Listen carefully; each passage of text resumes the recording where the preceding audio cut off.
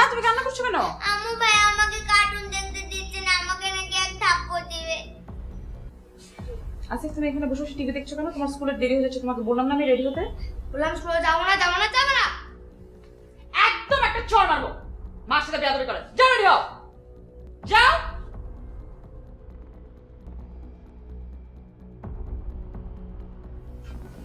কি হয়েছে?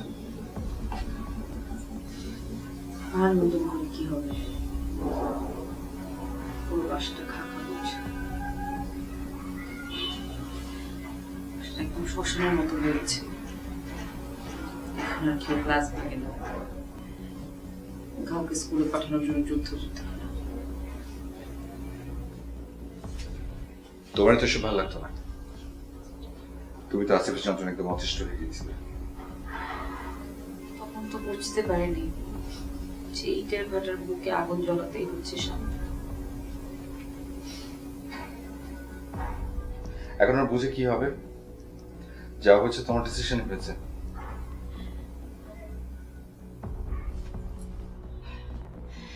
আমি তো রাগের মাথায় একটা ভুল ডিসিশন নিয়েছি। তুমি তো আমাকে বারণ করতে পারতে, তুমি কেন আমাকে মানা করোনি? আমি অবশ্যই তোমাকে বারণ করেছি, তুমি শোনোনি। কি পাগলের মতো কথা বলছো? মোটেও পাগলের মতো কথা বলছি না, আমি ডিসিশন নিয়ে ফেলেছি। কি কিসের ডিসিশন? আমি আসিফকে বাইরে পাঠিয়ে দেবো, দেশের বাইরে, ওখানে বোর্ডিং এ থাকবে আর পড়বে। তোমার কি মাথা ঠিক আছে? এতটুকু একটা ছেলে। এতটুকু একটা ছেলে যা করে সারাদিন, ওটা যখন কোনো মানুষ ডিল করে না, তখন তার মাথা ঠিক থাকবে না। আমি বুঝতে পারলাম না। তুমি দুদিন ওয়েট করো, দেখো সব ঠিক হয়ে যাবে। দেখো তুমি সব ঠিক করার জন্যই আমি ওকে পাঠাচ্ছি আজাদ। ও আমারও ছেলে, আমি মা হয়ে তোর খারাপ চাইবো না, তাই না? তোমাকে যা বললাম তুমি সে অনুযায়ী ব্যবস্থা করো, এবং অ্যাজ ফাস্ট অ্যাজ পসিবল। আমি জানি না, পরে তুমি বুঝবে।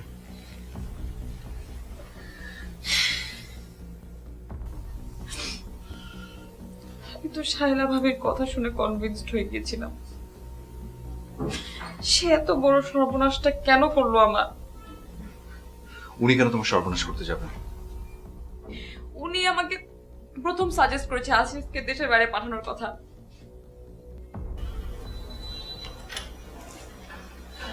ভাবি আছো বাসায়? জি আসেন।